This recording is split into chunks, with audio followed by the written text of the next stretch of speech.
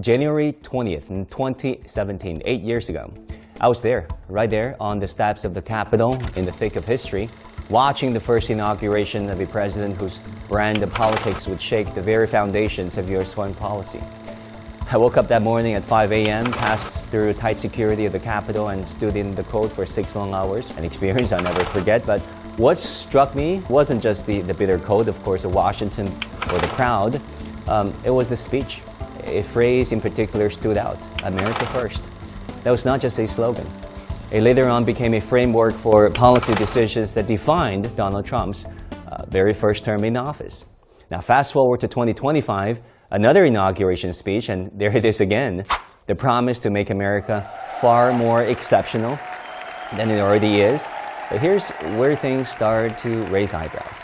Now, U.S. exceptionalism is a term. It is a concept that has stirred global debates over the years and decades. Now, to many, U.S. exceptionalism, it comes across as a thinly veiled tool for diplomatic pressure, double standards, and yes, a colonialist mindset. The world doesn't need more of that. We need cooperation, not more insistence on one country's superiority over the others. Take, for instance, Trump's recent comments about the Gulf of Mexico, which he humorously referred to as the Gulf of America, and of course his newly signed executive order. Or more controversially, his comments about the Panama Canal. Let's clear the air. The Panama Canal was transferred to Panama under the 1977 Torrijos-Carter treaties. The U.S. has no claim to it anymore. So when those remarks about, taking back the Panama Canal are made by Donald Trump, it runs counter to international law, to long-established diplomatic agreements. And the world has reacted. Just look at Panama's president's reaction, his firm rejection over the idea. El Canal de Panamá es de Panamá y seguirá siendo de Panamá. El Canal de Panamá no fue una concesión ni una dádiva que hizo los Estados Unidos.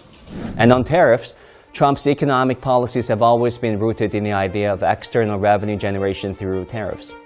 But let's just pause here. The theory sounds simple enough, but it doesn't hold water. It doesn't add up in practice. Let's consider the U.S.-China trade tariffs trade war. When the U.S. launched tariffs back in 2018 against China, the U.S. trade deficit with China stood at around $350 billion US. Now fast forward to the year 2023, it barely moved. Now tariffs have cost Americans about $186 billion US since 2018. Every second the trade war drags on costs the American public around $800. And don't forget Trump's threats to Canada, floating the idea of 25% tariff only to be met with a stern response from Justin Trudeau. If the president does choose to proceed with tariffs on Canada, Canada will respond. And everything is on the table. And let's not forget the bigger picture. Donald Trump's withdrawal from international agreements like the Paris Climate Accord, his stance on drill, baby drill, send a message of American isolationism. The U.S. left the World Health Organization at a time when the world has just fought a major pandemic, are still fighting future ones to come. Now the EU and the WHO rightfully raised alarms.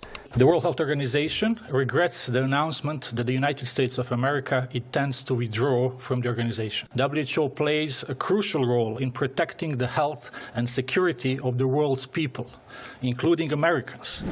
America's health and climate politics cannot and should not exist in a vacuum.